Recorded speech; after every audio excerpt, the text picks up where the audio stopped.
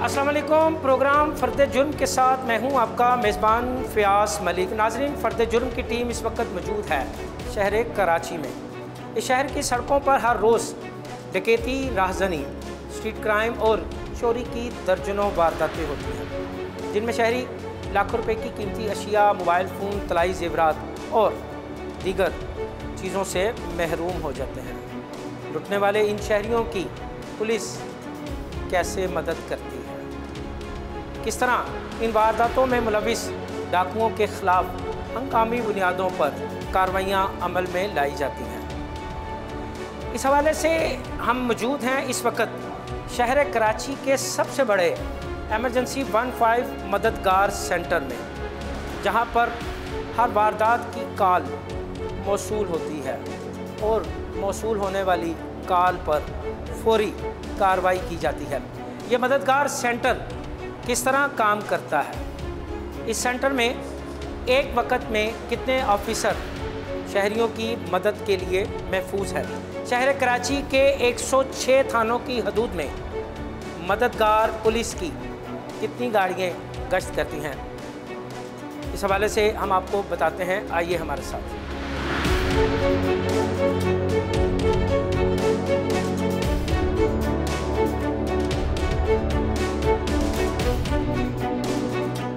ये है शहर कराची के थाना एयरपोर्ट में बनाया जाने वाला मददगार सेंटर, और इस सेंटर में तकरीबन 106 गाड़ियां हैं जो कि शहर के मुख्तलिफ इलाकों में गश्त करती हैं। यह है कराची पुलिस का मददगार सेंटर, जहां पर एमरजेंसी 15 की कॉलें मसूल होती हैं। और मेरे साथ मौजूद हैं एसएसपी। अस्सलाम वालेकुम सर, कैसे हैं आप? मेरे साथ मौजूद हैं एसएसपी मददगार 15 अब्दुल हफीज़ भुट्टी। तो उनसे हम पूछते हैं कि कैसे काम करता है उनका ये सेल और कैसे कराची के शहरियों को ये तहफ़्फ़ुज़ फराहम करते हैं। अच्छा सर, किस तरह आपका ये एमरजेंसी मददगार सेल जो है ये काम करता है, कैसे कराची के शहरियों को तहफ़्फ़ुज़ फराहम करता है? फ़याज़, यहाँ पे 3 शिफ्ट्स में हम काम कर रहे हैं। हमारे यहाँ पे डेस्क पे कॉल रिसीविंग एजेंट्स और डिस्पैचिंग एजेंट्स बैठे हुए हैं, और फील्ड में 115 मोबाइल्स हैं हमारे। क्राइम पॉकेट्स पे ऑलरेडी वो स्टेशन है। तो जैसे ही कोई एमरजेंसी कॉल यहाँ पे मौसूल होती है, रिसीविंग एजेंट डिस्पैचिंग एजेंट को बताता है। डिस्पैचिंग एजेंट जो है ना कंसर्न मोबाइल को वो जो है ना उसको डिस्पैच करता है, तो वो विदिन 7 मिनट्स जो है ना उसको रिस्पॉन्ड करता है। हमारा रिस्पॉन्स टाइम है 7 मिनट। 7 मिनट? 7 मिनट। सब बड़ा शहर पूरे कराची में कैसे मुमकिन है ये? अब देखें, कराची पाकिस्तान का सबसे बड़ा शहर है और ये दुनिया के बड़े शहरों में टॉप 5 सिटीज़ में आता है, और पूरे कराची में 7 मिनट के रिस्पांस टाइम को हमने मेंटेन किया हुआ है। 7 मिनट के अंदर अंदर कॉल की हैंडलिंग भी होती है, डिस्पैचिंग भी होती है, और जो हमारा कंसर्न मोबाइल है वो क्राइम सीन पे जाके उसको रिस्पॉन्ड करता है। हमने इसको कंट्रोल मैनेज ऐसे किया हुआ है कि जहाँ पे 15 का अपना एक सेपरेट रिजर्व फोर्स है, जो सिंध सिक्योरिटी यूनिट से हमने नफरी ली है, और DIG security and emergency services doctor Maqsood Memon साहब इनको कमांड कर रहे हैं हम सबको। तो क्राइम पॉकेट्स पे स्टैटिक पोजीशन पे डिस्ट्रिक्ट एसएसपी से हमने क्राइम पॉकेट्स लिए हैं, जहाँ जहाँ पे ज़्यादा से ज़्यादा क्राइम होती है। अच्छा। वहाँ पे हमारे मोबाइल ऑलरेडी स्टेशन है। अच्छा। मिसाल के तौर पर शारा फैसल में अगर वारदात हुई है, तो जो डिस्पैचिंग एजेंट है वो चेक करता है कि कौन सा मोबाइल करीबी है, वो करीबी मोबाइल को कॉल पास करता है, तो करीबी जो मोबाइल है पुलिस डाला है वो उसको रिस्पॉन्ड करता है। तो इसलिए जो हमारा रिस्पॉन्स टाइम है वो विदिन 7 मिनट है। अब इसको हम अपग्रेड कर रहे हैं। उसमें फिर बेनिफिट क्या है कि तमाम चीज़ें सिस्टम जनरेटेड होंगी। जो मैनुअल इंटरवेंशन है, जो कॉल हैंडलिंग में हमारा टाइम ज़ाया हो रहा है, एवरी टाइम 2 मिनट का ज़ाया होता है कॉल हैंडलिंग में। अच्छा। अब जब कॉलर उसके अपग्रेडेशन के बाद कॉल करेगा तो ऑटोमेटिकली उसका आइडेंटिटी, उसके लोकेशन, उसका बायोडाटा, क्योंकि हम इस सिस्टम को इंटीग्रेट कर रहे हैं नादरा के साथ, सेलुलर नेटवर्क के साथ। जो भी कॉलर 15 पे कॉल करेगा उसकी आइडेंटिटी आ जाएगी, कॉलर का नाम आएगा, उसका एड्रेस, उसकी लोकेशन, एड्रेस, शनाख्ती कार्ड नंबर। तो इसका बेनिफिट हमें ये भी मिलेगा कि हमारे प्रैंक्स कॉल कम होंगे। हम अपने शहरियों को समझाने की कोशिश करते हैं कि बिला ज़रूरी इस एमरजेंसी रिस्पांस सर्विस को इंगेज ना करें, क्योंकि हमारे पास लिमिटेड कॉल रिसीविंग एजेंट हैं, लिमिटेड हमारे पास जो है ना कॉल एजेंट्स हैं। इतनी बड़ी आबादी के शहर को देखना और being the chief supervising officer of this whole Karachi city, मेरे कंधों पे भी एक बहुत बड़ी भारी जिम्मेदारी है। कितने सेंटर हैं आपके शहर कराची में मददगार के? मददगार के वैसे डिप्लॉयमेंट सेंटर तो हमारे 10 हैं, जिसमें हेड मॉरर बैठे हुए हैं, सुपरवाइजरी ऑफिसर बैठे हुए हैं, जो 2200 की स्ट्रेंथ है जिसको मैं कमांड कर रहा हूँ। वो 3 शिफ्टों में उनकी चेंजिंग होती है, वो आके अपना इक्विपमेंट्स रखते हैं, नए लोग अपनी शिफ्टों पे चले जाते हैं। तो 10 जो है ना हमारे हेड क्वार्टर हैं बेसिकली मुख्तलिफ डिस्ट्रिक्ट्स में। अच्छा। और जो कॉल सेंटर है वो हमारा ये एक ही है, जिसको हम मज़ीद अपग्रेड करने जा रहे हैं। हमारे पास 115 गाड़ियाँ हैं। अच्छा, 115 गाड़ियाँ हैं और ये 3 शिफ्टों में हमारे जवान काम कर रहे हैं। और ये बड़े हार्ड वर्किंग जो है ना ऑफिसर्स हैं। हर किसी को अकाउंटेबल ठहराया जाता है, उनको अप्रिशिएट किया जाता है, रिवार्ड दिया जाता है। अच्छा सर, अगर हम मददगार की मदद का तकाबली जायज़ा लें, रवा साल में इस सेल ने कितने शहरियों की मदद की है, कितने राहज़न, कितने डाकू पकड़े हैं, क्या क्या किया है? हाफिज़ साहब, बड़े सारी जगहों पे ऐसे होता है कि एक्टिव रॉबरी के दौरान, एक्टिव डैकोइटी के दौरान बीइंग ए फर्स्ट रेस्पॉन्डर ये यूनिट रिस्पॉन्ड करता है। बाद में लोकल पुलिस उनकी हेल्प में भी आ जाती है। मेरी तैनाती में अब तक के 3 महीनों में मोर देन अ डज़न एक्टिव रॉबरी और डैकोइटी गैंग जो बस्ट आउट हुए हैं। तो ये बड़ी इनकी कारकर्दगी है। लेकिन इसके बाद उनकी डिस्पोजल इन्वेस्टिगेशन की विंग करती है, उनकी रिकवरियाँ वही करते हैं, उनके प्रेस कॉन्फ्रेंसेस वही करते हैं। उनको पहले मंजर आम पर भी नहीं लाया जाता। आप समझते हैं कि जहाँ की इन्वेस्टिगेशन की पेचीदगियों को, तो उसको मद्देनज़र रखें। उसके अलावा अब आप देखें कि पर डे अगर 7000 कॉल्स को रिस्पॉन्ड कर रहे हैं, एक शहरी जो SOS कॉल करता है, जो एमरजेंसी में अपनी हेल्प के लिए बुला लेता है और विदिन 7 मिनट इस डिपार्टमेंट के मददगार के मुहाफिज जब उनके पास पहुंच जाते हैं, तो इट्सेल्फ एक बिग रिलीफ है। और फिर आप उनसे उनका ओपिनियन लें, फीडबैक लें, दे आर क्वाइट हैप्पी कि यार हमने कॉल की और 7 मिनट के अंदर पुलिस पहुंची है। तो ये इट्सेल्फ एक सेपरेट यूनिट। और मैं इंटरेस्टिंग बात आपको बता दूं, लाहौर में भी मैंने सर्व किया है, आप बेहतर जानते हैं। लाहौर में जो सेफ सिटी अथॉरिटी है उसके साथ डॉल्फिन और पीरू है। हाँ, पुलिस रिस्पांस यूनिट, लेकिन वो एक सेपरेट रिस्पांस टाइम। हाँ, लेकिन वो उसका जो ना एक और है कि वो जो डॉल्फिन और पीरू है वो 15 के साथ इंटीग्रेटेड नहीं है। ये इंटीग्रेटेड है, ये भी इंटीग्रेटेड नहीं है। अच्छा। लेकिन अब जो सेफ सिटी अथॉरिटी जहाँ पे कायम की जा रही है डॉक्टर मकसूद अहमद मेमन का, अब ये विजन है कि यहाँ की 15 को, जहाँ की 2200 जो पुलिस की स्ट्रेंथ है उसको, 115 जो गाड़ियाँ हैं उनको हम सेफ सिटी के साथ इंटीग्रेट करेंगे। उसके बाद पुलिस ऑफिसर सेफ सिटी जाता है, वीडियोस ले लेता है, एविडेंस के तौर पर क्राइम की ट्रैकिंग के लिए वो मददगार साबित होता है। ठीक है। लेकिन यहाँ पे अब क्या होगा, अगर 2 तलवार पे वारदात हो रही है तो 3 तलवार पे ऑलरेडी पुलिस की मोबाइल डिप्लॉयड है। 15 को कॉल आएगी कि जी 2 तलवार पे वारदात हो रही है और ये 3 तलवार की तरफ निकल रहे हैं। आगे से वो 3 तलवार ऑलरेडी इंटीग्रेटेड है 15 कॉल सेंटर के साथ, 15 कॉल सेंटर सेफ सिटी के साथ। उनको कन्वे किया जाएगा कि ये इनके हुलिया जात है, ये है, ये जी जनाब आ रहे हैं, राउंड अप करें। इस कैमरे से निकला, अब इस कैमरे की जद में आ गया है। तो during active robbery, during active dacoity, इन दोनों सिस्टम का आपस में इंटीग्रेट होना इतनी ज़रूरी है और ये बड़े फ्रूटफुल रिजल्ट्स और नताइज देंगे। सर, एक वारदात होती है, हो गई, कॉल आ गई, जवान ने कॉल रिसीव की, आगे उसने डिस्पैच में दे दी। किस तरह आपका डिस्पैच के बाद क्या कार्रवाई का क्या प्रोसीजर है? फिर जो हमारा डिस्पैचिंग एजेंट है वो देखता है कि ये जो कॉल है ये किस लोकेशन की है और नियर बाय मोबाइल, जो स्टेशन मोबाइल है जो उस क्राइम पॉकेट पे है, वो कौन सी है। वो कंसर्न मोबाइल ऑफिसर को वो कॉल थ्रू वायरलेस भी पास करता है और थ्रू जो ना ये PTCL सेट भी पास करता है। तो उसके बाद उस मोबाइल का टाइम शुरू होता है, वो विदिन 7 मिनट उसको रिस्पॉन्ड करता है। Active robbery, active house dacoity के दौरान वो खुद भी उसको कॉर्डन ऑफ करता है, रिस्पॉन्ड करता है और कंसर्न जो एरिया पुलिस है, जो SHO है, उसको भी कॉल पास करता है। तो in case of any miss adventure, in case of any casualty, किसी की ब्लीडिंग हो रही है तो इमीडिएट उसको रिलीफ भी प्रोवाइड करता है। किसी भी एक्सीडेंट की सूरत में रेस्क्यू 1112 को ऑन बोर्ड लिया जाता है, नियर बाय हॉस्पिटल में उनको शिफ्ट किया जाता है।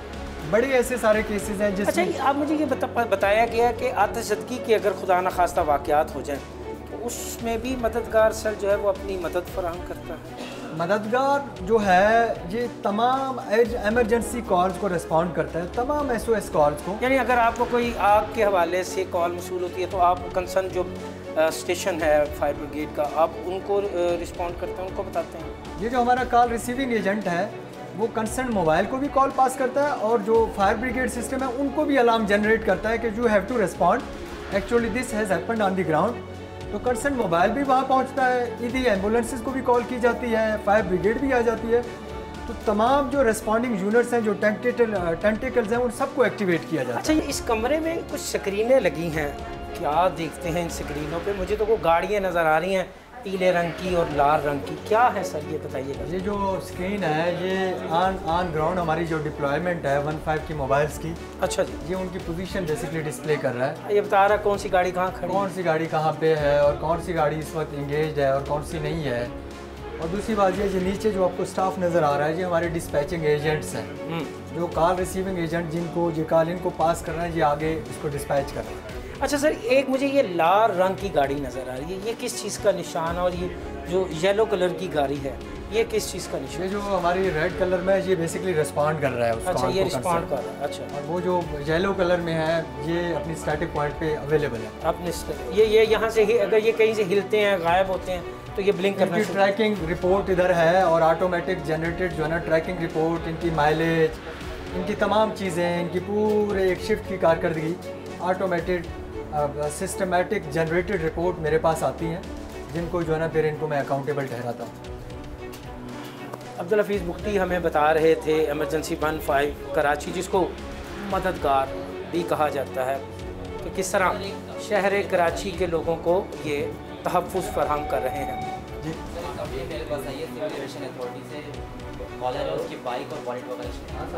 तो आप ये कॉल कंसर्न मोबाइल को अपने पास की है? कौन है वहाँ पे, कौन सी मोबाइल है? चलें ठीक है, उनको बताएं कि आप रिस्पॉन्ड करें, फिर वापसी मुझे आगाह करें कि क्या है, और कंसर्न DSP को भी बता दें। अच्छा हफीज़ साहब, क्या हम जा सकते हैं आपकी इस मददगार टीम के साथ और इस तमाम चीज़ को पिक्चराइज करें ताकि हम लोगों को बता सकें कि मददगार जल्दी करें क्योंकि रिस्पांस टाइम हमारा कम है और वो तो आपसे पहले निकल जाएंगे। अच्छा, हम जा रहे हैं मददगार टीम के साथ उस जगह पर जहां पर डाकुओं नाका लगाकर शहरियों को लूट रहे हैं। किस तरह मददगार शहरियों की मदद करते हैं, आइए हम आपको वो भी दिखाते हैं।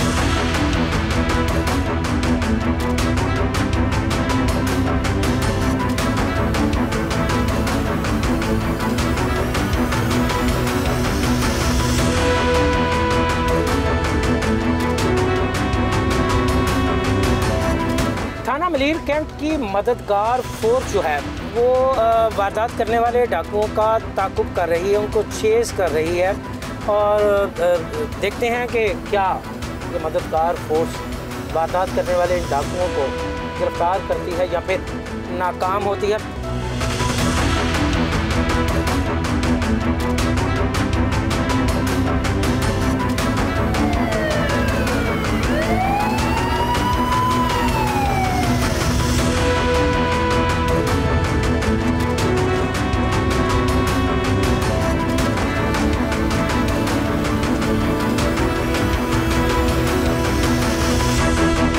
पुलिस ने की एक कामयाब कार्रवाई, शहरियों को लूटने वाले 2 ख़तरनाक डाकुओं को फौरी तौर पर गिरफ्तार कर लिया।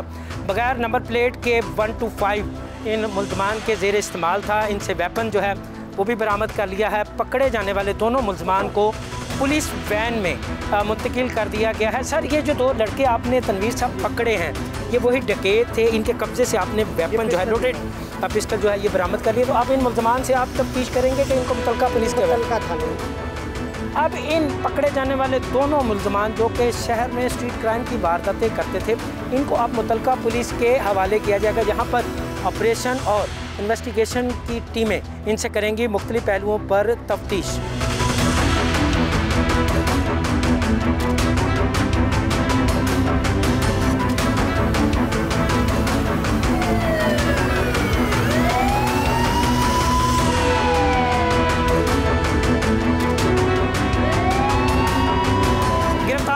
मुल्ज़मान जो कि शहरियों को सड़कों पर लूट रहे थे, मददगार पुलिस उन्हें गिरफ़्तार करके ले आई है मुतलका थाने में, जहां इनसे इन्वेस्टिगेशन और ऑपरेशन विंग के अफसरान करेंगे तफ्तीश।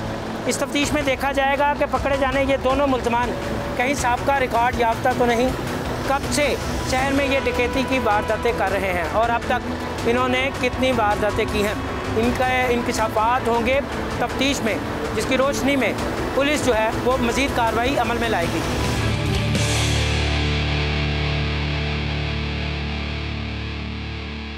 शहर की सड़कों पर जहां स्ट्रीट क्राइम की वारदातें हो रही हैं, वहीं इन स्ट्रीट क्रिमिनल्स को पकड़ने के लिए मददगार फोर्स मौजूद है। आज के प्रोग्राम में आपने देखा कि मददगार फोर्स ने इमरजेंसी 15 पर मिलने वाली कॉल के फ़ौरन बाद रिस्पॉन्ड किया और वारदात के बाद फ़रार होते हुए 2 डाकुओं को गिरफ़्तार कर लिया, जिन्हें तफ्तीश के लिए मुतल्लिका पुलिस के हवाले कर दिया गया है। इस हवाले से हम मज़ीद बात करेंगे DIG security Karachi doctor Maqsood Memon से। वो क्या कहते हैं। सर, बहुत शुक्रिया, आपने अपना कीमती टाइम दिया। सर, मददगार फोर्स नाम अच्छा है, काम भी अच्छा ही हमने देखा, इसको मज़ीद जदीद खतूत पर इस्तवार करने के लिए क्या इक़दाम कर रहे हैं? मददगार 15 कराची के लिए काफ़ी पुराना कॉन्सेप्ट है और इसमें डिफरेंट अदवार में डिफरेंट तरीके से इसको चलाया गया। जब इसको हम SHU के साथ अटैच किया, एडिशनल IG कराची थे उस वक्त, गुलाम नबी मेमन साहब जो भी IG हैं, कलीम इमाम साहब IG थे उस वक्त, उन्होंने ये एक चीज़ का जिक्र किया कि 15 को हम बेहतर तौर पे कैसे करें कि जो पब्लिक की एक शिकायत है कि पुलिस टाइमली रिस्पॉन्ड नहीं करती, अगर कॉल करें तो एक तो देर से कॉल उठाते हैं या फिर आते हैं तो फिर देर से पहुंचते हैं और जो प्रोफेशनल तरीके से रिस्पांस होना चाहिए वो नहीं है। तो एक बड़ा चैलेंज था कराची पुलिस के लिए स्ट्रीट क्राइम के हवाले से। स्ट्रीट क्राइम भी कोई नई चीज़ नहीं है कराची के लिए, ऑफ एंड ऑन उसमें कभी ज़्यादा हो जाता है, कभी कंट्रोल होता है। तो उस वक्त ये 2 साल पहले की बात बता रहा हूँ, उस वक्त ये चैलेंजेस थे कि 15 को इम्प्रूव करना है। SHU को हमने ऑलरेडी बेहतर किया हुआ था, तो हम उस वक्त IG साहब और SHI साहब का ये विज़न था कि 15 को भी SHU के तौर पे ही इंटरनेशनल स्टैंडर्ड्स पे हम लेके आएँ, ताकि लोगों की जो मुश्किल वक्त में पुलिस की मदद है उसको बेहतर तौर पे हम पॉसिबल बना सकें। तो 15 को हमने SHU के साथ अटैच किया। जो SHU के कमांडोज थे वो 15 की जो ड्यूटीज़ हैं वो करने लगे। जो कॉल सेंटर है वहाँ पे SHU के कमांडोज लड़के और लड़कियाँ कॉल को रिस्पॉन्ड करते हैं। फिर वो जो हर एक थाने के अंदर हमारी मोबाइल्स हैं उनके साथ राब्ते में रहते हैं और जो कॉल आती है उसके हिसाब से कंसर्न मोबाइल को उस जगह पे भेजते हैं। इसमें टेक्नोलॉजी का एक बड़ा इशू था, हमें शुरू में चैलेंजेस थे कि टाइम को किस तरह मिनिमाइज़ करें। जब कोई कॉल आए तो जो रिस्पॉन्डर है जो मोबाइल पे उस तक इंफॉर्मेशन जल्द से जल्द पहुंचे ताकि उस जगह तक वो पहुंच सके। उस पर हमने लेटेस्ट सिस्टम इंट्रोड्यूस करवाया कॉल सेंटर पे और उससे ये पॉसिबल हुआ कि जो 15 पे कॉल करता डायरेक्टली डिस्पैच उस कॉल को रिस्पॉन्डिंग यूनिट तक जाती थी और वो जो मोबाइल उस थाने की थी 15 की वहाँ पे जाती थी। पहले ये होता था कि थाने की जो मोबाइल होती थी वो रिस्पॉन्ड करती थी। अब थाने के कोई SHO अच्छा आ गया तो उसने मोबाइल का रिस्पॉन्स अच्छा रखा और उसकी नफरी भी पूरी होती थी और लोगों को उस इलाके में रिलीफ मिलता था। मगर जब किसी थाने में अगर SHO की कमांड अच्छी नहीं है तो उसका लोग सफ़र करते थे, मोबाइल टाइम से नहीं पहुंचती थी, लोग ड्यूटीज़ पे प्रॉपर्ली नहीं आते थे। तो उस चीज़ को मद्देनज़र रखते हुए हमने 15 को थाने से अलग कर दिया, एक अलग यूनिट अलग कर दिया। उसका काम सिर्फ पेट्रोलिंग करना था और रिस्पॉन्ड करना था। बाकी कामों में थानों की ड्यूटी में कोई लेना देना नहीं था। इससे ये फ़ायदा हुआ कि जो प्रेजेंस ऑफ पुलिस ऑफिसर्स थे वो हमने इंश्योर की, मोबाइल्स अपना पेट्रोलिंग की जगहों पे होती थी और किसी को ज़रूरत होती तो वो नियरेस्ट पॉइंट की मोबाइल उस तक पहुंचती थी और उसकी मदद करती थी। तो ये जो इश्यूज़ थे कि 20-25 मिनट लगते हैं मोबाइल को पहुंचने में, अब उसकी ये परफॉर्मेंस है कि विदिन 10 मिनट्स। अच्छा सर, यही बात मेरे लिए हैरान कुन रही कि कराची जैसा बड़ा शहर, 106 थानों पर मुहित ये शहर है, सर सिर्फ 7 मिनट का क्लिक रिस्पॉन्स टाइम, किस तरह सर ये? ऐसे ही है, वो बहुत बड़ा चैलेंज था हमारे लिए कि अगर हम टाइमली नहीं पहुंच रहे और एक क्रिमिनल जो वारदात कर रहा है अगर उसको इस चीज़ का खौफ नहीं है कि पुलिस पहुंच जाएगी, अगर पब्लिक ने इन्फॉर्म किया तो हम कैसे रोक सकेंगे? स्ट्रीट क्राइम हो, हाउस रॉबरी हो या कोई भी किस्म का क्राइम हो, फियर ऑफ लॉ तभी होगा जब कोई लॉ इन्फोर्समेंट ऑफिसर वहाँ पे टाइमली उस मुश्किल वक्त में पब्लिक तक पहुँच सके। तो इस चीज़ को हमने मुमकिन बनाया और 10 मिनट के अंदर हमारा जो रिस्पांस टाइम है ऑल ओवर कराची, चाहे वो छोटा इलाका हो बड़ा इलाका हो, उसको हमने इंश्योर किया कि जो नियरेस्ट मोबाइल है वो कंप्लेंट तक पहुंच जाए और उसकी मदद कर सके। तो एवरेज टाइम हमारा 7 से 8 मिनट है, मगर 10 मिनट का हमने कोशिश की है कि विद इन 10 मिनट्स आपको रिस्पांस टाइम के अंदर जो आप पुलिस की मदद दरकार है वो पहुंच जाए। अच्छा सर, इस फोर्स में मैंने देखा मुझे वो रवायती तोंद, बड़ा हुआ पेट, वो थानेदारी टाइप में मुझे नौजवान लड़के देखे मैंने हैं। क्या इसमें आपने अलग से हायरिंग की, अलग से भर्ती की थी कि सिंध पुलिस में से ही जवान लिए थे सर? ये जितने आपने यंगस्टर्स देखे हैं ये सारी SSU की भर्ती है या CTD की भर्ती है। जब मैं जिस टाइम की 2 साल पहले की बात कर रहा हूँ, उस वक्त एडिशनल IG जो कराची थे, जब हमने उनको कहा कि थाने की नफरी लगी हुई है, ट्रेडिशनल नफरी जिसकी आप बात कर रहे हैं, अनफिट लोग हैं, यूनिफॉर्म बेहतर नहीं पहनते हैं, सही परफॉर्म नहीं करते, टर्न आउट ठीक नहीं है, प्लस ट्रेनिंग के हवाले से भी फुकदान है, थाने में जिसको कोई काम नहीं आता उसको उधर भेज देते थे। तो इस तरीके की फ़ोर्स के फिर आप इतना बेहतर काम लेना मेरे लिए भी चैलेंज था। तो उसमें SSU के कमांडोज़ हमने उसमें मिक्स किए, उनकी ट्रेनिंग करवाई। कराची पुलिस को अगर मैं कहूँ कि कराची पुलिस में ये अहम तरीन विंग है जिसका नाम मददगार फोर्स है, तो मुस्तकबिल में इसकी कारकर्दगी को मज़ीद बेहतर बनाने और इसको जदीद खतूत पर इस्तेमाल करने के लिए आपके क्या प्लान हैं? बिल्कुल, मैंने जैसे शुरू में जिक्र किया कि टेक्नोलॉजी के साथ इसको अटैच किया। जब हम टेक्नोलॉजी की बात करते हैं तो पुलिस डिपार्टमेंट में जो रवायती पुलिसिंग है हम काफ़ी टाइम से वही चला रहे हैं, तो ना अफसर उससे वाकिफ़ है ना जवान टेक्नोलॉजी के यूज़ से वाकिफ़ है। तो एक वो जो फियर ऑफ टेक्नोलॉजी वो है, उस चीज़ को हम ट्रेनिंग के थ्रू, ब्रीफिंग के थ्रू बेहतर करने की कोशिश कर रहे हैं। 11,000 कालें जो हैं वो रोज़ाना मददगार को मौसूल होती हैं और हैरानकुन बात यह है कि इनमें से सिर्फ 700 या 800 कालें ऐसी हैं जिनको जेन्युइन कॉल कहा जा सकता है। क्या इतनी फेक कालें, कोई कार्रवाई कानूनी के बस ठीक है यार, इसके तफरी है लोगों के हाथों में?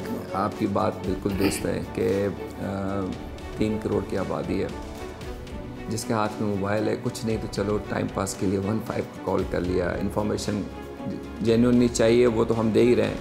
तो इस तरह की फ़ेक कॉल्स भी आती हैं या उस हिसाब से उनको कोशिश करते हैं समझाने की। अब वो जो लीगल कार्रवाई की बात है वो मैं ख़ुद उस चीज़ को डिस्करेज करता हूँ कि पब्लिक वैसी पिसी हुई है, अगर मैंने उसको थाने में लाके बंद कर दिया गलत कॉल पे और परेशान हो गए। तो हमारी पब्लिक है, हम कोशिश करते हैं इनको समझा के करें और इमरजेंसी की लाइन हम क्या आप मेरी की हुई फेक कॉल आपकी की हुई जेन्युइन कॉल की राह में रुकावट? ऐसा ही है, जो रिसोर्सेज आप मेरी फेक कॉल पे भिजवा रहे हैं, अगर उसी को जेन्युइन कॉल पे बर वक्त भिजवाया जाए तो कोई भी बड़ा नुकसान है वो नहीं हो सकता। वो इसी तरह मुमकिन है कि लोगों में अवेयरनेस आए, पढ़े लिखे लोग हैं या नहीं भी तालीम है तो कॉमन सेंस तो है सब में, तो अगर वो देख रहे हैं कि उसकी मजाक से अगर किसी की जो जेन्युइन कॉल में पहुंचने में देर हो रही है तो उसका गुनाह भी उसी को जाएगा। हम तो अपनी कोशिश कर रहे हैं, जहाँ तक सख्ती की बात है हम इस चीज़ को मिसाल बना सकते हैं कि हम 100 बंदों को थाने में बंद कर दें डेली के हिसाब से तो रुक जाएगी, मगर वो उनके अगेंस्ट जाना वो हम अवॉइड करते हैं कि पहले ही पब्लिक पिसी हुई है, उसको मज़ीद पुलिस के थ्रू ना परेशान करें, वैसे उनको मोटिवेट करें। 106 थाने, 115 गाड़ियाँ काफ़ी हैं। 106 थाने के साथ हमने इस तरह रखा हुआ है कि एक गाड़ी तो इसके साथ ऑलरेडी अटैच है, मगर कुछ इंपॉर्टेंट लोकेशंस हैं जो कि बियॉन्ड उस थाने की बाउंड्री है, वहाँ पे हमने वाइटल जो पॉइंट्स हैं वहाँ पे हमने अपनी गाड़ियाँ न सिर्फ 15 की खड़ी की हैं बल्कि स्वाट के यूनिट्स जो SSU के कमांडोज हैं वो भी हमने खड़े किए हैं ताकि इन केस ऑफ इमरजेंसी वहाँ से उनको हम मूव करा सकें, बजाय इसके कि एक सेंटर पॉइंट से वो लोग मूव करें।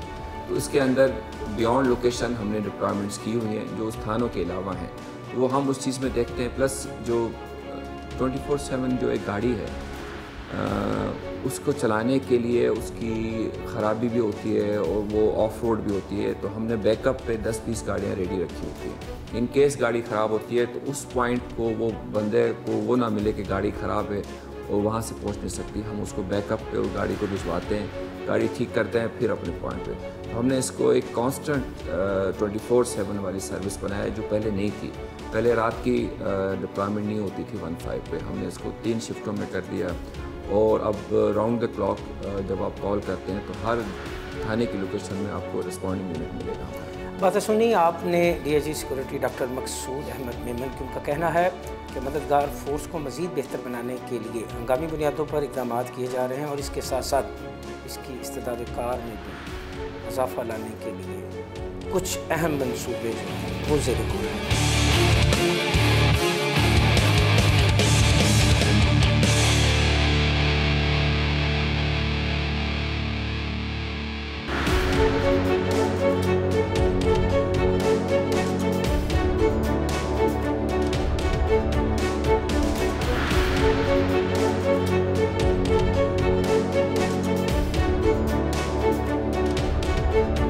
क्या वाकई ही कराची में स्ट्रीट क्राइम का जिन बेकाबू है?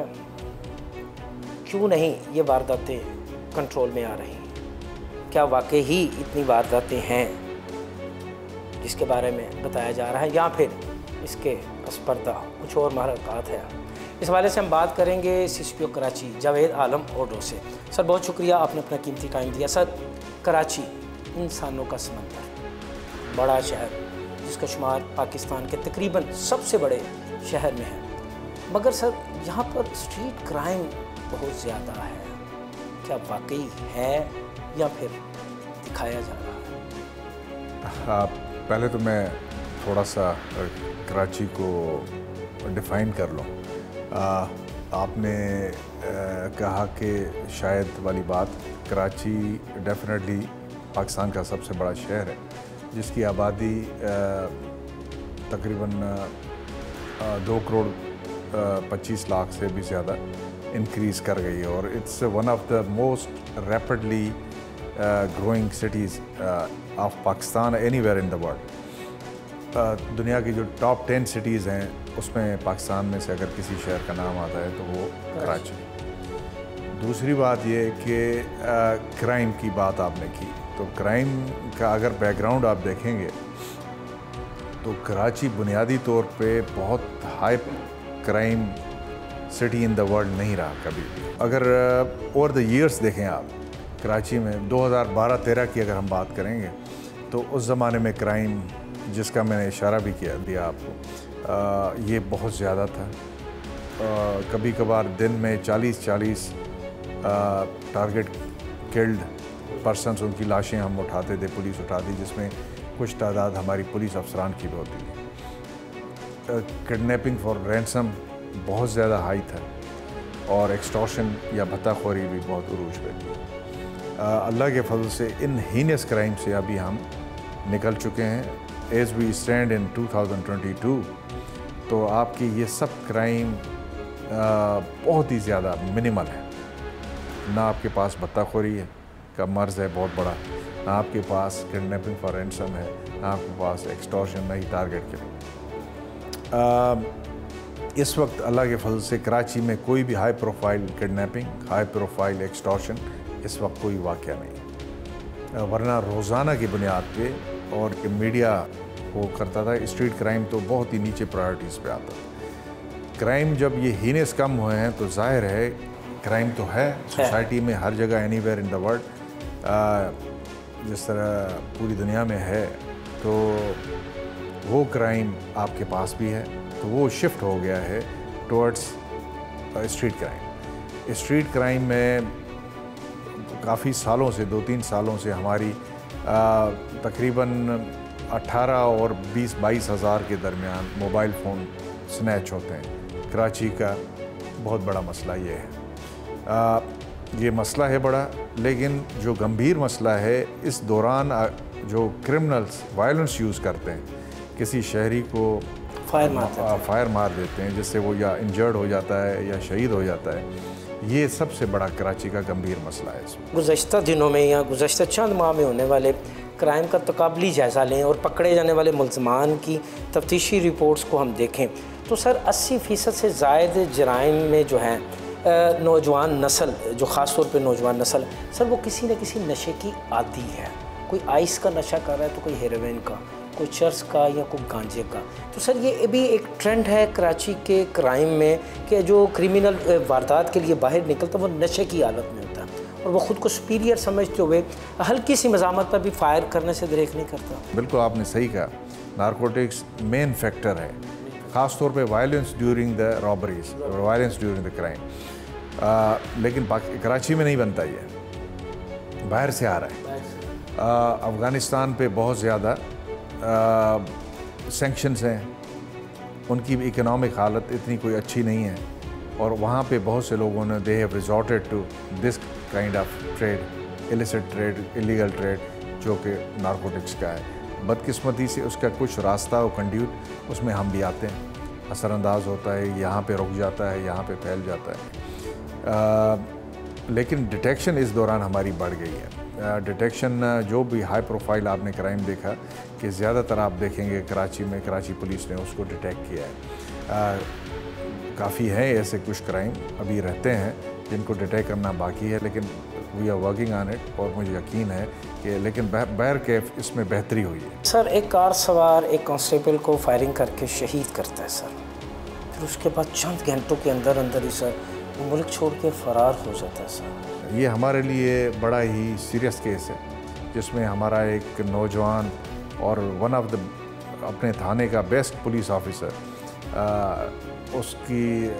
उसको अपनी जान गंवानी पड़ी। इसमें ज़ाहिर है कुछ थोड़ी बहुत जो चीज़ें हैं जिनके को हम देख रहे हैं कि SOP किस तरीके से इम्प्रूव करें कि आइंदा इस तरह के वाक़यात ना हो। लेकिन ये पॉश एरिया है, एक आदमी जब अपने आप को आइडेंटिफाई करवाता है, आपने देखा होगा कि हम यहाँ पे रिस्ट्रेंट पुलिस बहुत ज़्यादा यूज़ करती है मजमूई तौर पे हर जगह पे, लेकिन ऐसे मौके पे उसने कुछ रिस्ट्रेंट ज़्यादा ही यूज़ कर ली और जो गन है उसके जब कब्ज़े में आ गई तो उसने उसका बेदरीक इस्तेमाल किया। इस चीज़ को हम बहर कैफ देख रहे हैं कि आइंदा SOPs इस तरह बनाएं कि ये चीज़ हमारा जानी ज़ियान ना हो। लेकिन ये पर्टिकुलर केस हमने एक ही रात के पेट में हमने इस केस को डिटेक्ट किया, ट्रेस किया, कंसर्न FIA को एयरपोर्ट पे सबको बताया। बदकिस्मती से उसने हमें जो एक डॉज दिया वो पासपोर्ट आते हुए एक यूज़ किया, जाते हुए दूसरा यूज़ किया, जिस दूसरे की ज़ाहिर उस रात के पेट में हमें पता नहीं था कि दूसरा पासपोर्ट उसका नंबर क्या है, क्या नाम है।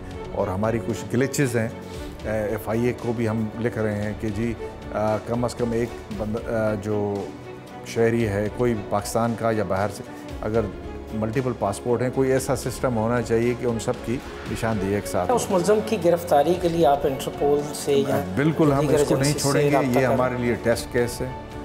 हम कानून की रिट नाफिज करेंगे इंशाअल्लाह अल्लाह के हुक्म से और इदारों की मदद से। हमने रेड वारंट के लिए उसके लिए कोरेस्पॉन्डेंस शुरू कर दी है। हम इनकी जो यहाँ पे काउंसलेट है और एम्बेसी है इस्लामाबाद में स्वीडन की, उसको भी लिखेंगे, इसकी पूरी बताएंगे। Will make life miserable for him. अगर वो भाग के भी गया है, पहले तो हमें गिरफ़्तार करना था, लेकिन इसमें रिकॉर्ड जिस तरह पूरा मिल नहीं सका, हम एक पासपोर्ट लेके बैठ गए और ये दूसरे से निकल गया जिसका हमें पता नहीं था। लेकिन इंशाल्लाह हम इसको पहली स्टेज में रेड वारंट निकालेंगे, इसके पासपोर्ट को दागदार बनाएंगे ताकि दुनिया के किसी भी मुल्क में जिसके साथ हमारे रवाबित हैं इसको हम वापस ले आएँ। और उसके साथ ही हमने स्वीडन गवर्नमेंट के साथ और EU के साथ भी कोरेस्पॉन्डेंस अपनी government, federal government, Sindh government, बाद में फेडरल गवर्नमेंट के साथ शुरू करनी है कि इसको हम बुलाएंगे और इंशाल्लाह कानून के कटहरे में इसको खड़ा करेंगे। सर CCPO कराची जावेद आलम ओडो, यकीनन आपने कराची शहर में पुलिस की रिट को जो है वो कामयाब किया है, मजबूत किया है। मगर सर इसी रिट को मज़ीद मजबूत करने और शहरियों को स्ट्रीट क्राइम से बचाने के लिए आपकी हिकमत अमली क्या है और मुस्तकबिल में आप क्या ऐसे इक़दामात कर रहे हैं जिनको देख कर जो है बाहर से आने वाला जो शहरी है वो भी ख़ुद को महफूज तस्वर कर सके। देखिए, जो कराची में मिसिंग लिंक है इस तरह के क्राइम को काबू करने की, वो सेफ़ सिटी प्रोजेक्ट जो आप लाहौर से आए हैं, लाहौर में है, इस्लामाबाद में है। हम सेफ़ सिटी प्रोजेक्ट के बग़ैर हमारे पास जो तकरीबन 4000 कैमरास का पब्लिक सेक्टर में, जिसमें पुलिस शामिल है, सिटी गवर्नमेंट शामिल है, हमारे पास एक कैमरास का एक नेटवर्क है। लेकिन इसके साथ जो 36,000 प्लस कैमरास हैं हमारे पास पूरी शहर में प्राइवेट सेक्टर में, उनके ज़रिए हमने जो जिस तरह आपने हाई प्रोफाइल केसेस देखे, वो ये केसेस इज़ इन पॉइंट, इसमें भी हमने इन कैमरा से मदद ली। जो ये स्वीडन का बाशिंदा यहाँ पे पुलिस ऑफिसर को कत्ल करके निकला, ये भी इन्हीं कैमरास की बदौलत हुआ। तो इस नेटवर्क को हम बढ़ावा दे रहे हैं। हमने MOU साइन किए हुए हैं बहुत से NGOs इदारों के साथ, जिसमें काफ़ी मुखय्यर हज़रात कराची के हमारी बड़ी मदद कर रहे हैं। इंडस्ट्रियल सेक्टर मदद कर रहा है, अंजुमन ताजरान मदद कर रही हैं, कैमरा का नेटवर्क बढ़ा रहे हैं। इन पाइपलाइन इस वक्त 7000 कैमरा और हैं इंशाल्लाह। तो ये तकरीबन 40s में हम पहुंच जाएंगे, 40,000 before even the start of safe city project. Safe city का खुश खबरी ये है कि सिंध गवर्नमेंट ने इसमें बहुत ही तेज़ी के साथ इस पर काम करना शुरू कर दिया। मेरे ऑफिस के साथ आप देखेंगे कि एक प्लॉट जिसमें पुलिस के हाउसेस थे, हमने उसको फ्लैट कर दिया। यहाँ पे बहुत बड़ा टावर बनेगा जिसमें सेफ़ सिटी का ब्रेन या कमांड एंड कंट्रोल सेंटर बनेगा। और इंशाल्लाह 2 सालों के अरसे में ये बुनियादी तौर पर कराची में आएगा। इससे क्राइम को प्रिवेंट करने में और डिटेक्ट करने में एक बहुत बड़ी तब्दीली होगी। ये जिसको आप गेम चेंजर कह रहे हैं, गेम चेंजर हो जाएगा और इंशाल्लाह ये क्राइम बतरीद। दूसरी बात जिसकी आपने निशानदेही की, बिल्कुल राइटली सो, कि नारकोटिक्स का बहुत बड़ा रोल है। उसको हम उसके पीछे बहुत सरगर्मी के साथ और प्रोएक्टिवली हम जा रहे हैं। जो बड़े पैडलर्स हैं, बहुत बड़े सप्लायर्स हैं और डीलर्स हैं नारकोटिक्स के, उनको हम पकड़ रहे हैं। हर शहर, हर डिस्ट्रिक्ट में, कराची के 8 डिस्ट्रिक्ट हैं पुलिस के, हमने 10 बड़े आइडेंटिफाई किए हैं सप्लायर्स। उनमें से काफ़ी गिरफ़्तार हो चुके हैं दूसरों के पीछे, और बाकी लातादाद मनों की तादाद में हम न सिर्फ हेरोइन, कोकेन और दूसरी कर रहे हैं। जो सबसे ज़्यादा प्रॉब्लम है सिंथेटिक ड्रग्स का है, जिसमें आइस है और इस तरह की दूसरी हैं, तंजानिया और व्हाट नॉट। इनके पीछे हम जा रहे हैं। अपनी नई नस्ल को उनसे बचाना है। और क्राइम में ये वायलेंस की शिद्दत है, इंशाल्लाह जब इसके पीछे हम सख्ती से जाएंगे, और इसमें हमें दूसरे इदारों का ताउन चाहिए, जो हम कोऑर्डिनेशन कर रहे हैं। ANF, सिंध गवर्नमेंट, ये हम इकट्ठे मिल के एक ड्रग रिहेबिलिटेशन सेंटर जो अभी 100 का है, उसको 300 की कैपेसिटी पे ला रहे हैं। इस तरह की और की इनकरेज हम गवर्नमेंट कर रही है कि और ज़्यादा इनकरेज प्राइवेट सेक्टर में, पब्लिक सेक्टर में, और इस तरह की और लातादाद स्कीम है जो कि जिसमें हम अपना जो स्पॉन्सर का रोल हो या सेकेंडरी रोल जो भी हो, उसको हम बड़े प्रोएक्टिवली कर रहे हैं, निभा रहे हैं। और मुझे यकीन है कि इंशाल्लाह ड्रग बैनेस को भी हम काबू करने में इसी तरह कामयाब होंगे। इससे इन दोनों चीज़ों से आपका वायलेंस इन क्राइम बहुत नीचे आ जाएगा। बातें सुनी आपने CCPO कराची जावेद आलम ओडो की। उनका कहना है कि शहर कराची में स्ट्रीट क्राइम की शरह को कंट्रोल करने के लिए हंगामी बुनियादों पर इक़दाम किए जा रहे हैं, और इसके साथ साथ ड्रग पैडलर्स के ख़िलाफ़ इंटेलिजेंस बेस्ड ऑपरेशन का भी आगाज़ कर दिया गया है, और इसमें खातर खा कामयाबी भी हुई।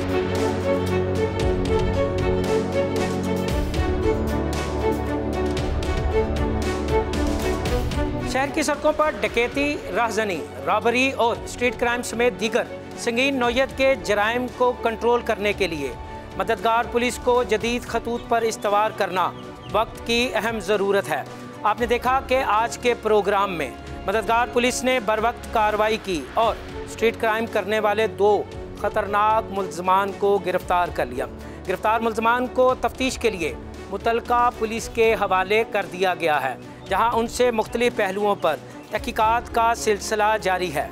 प्रोग्राम फ़र्द जुर्म का वक्त ख़त्म हुआ चाहता है। अगले हफ्ते नए प्रोग्राम के साथ दोबारा आपकी खिदमत में हाजिर होंगे। तब तक के लिए मुझे और मेरी टीम को इजाज़त दीजिए। अल्लाह हाफिज़।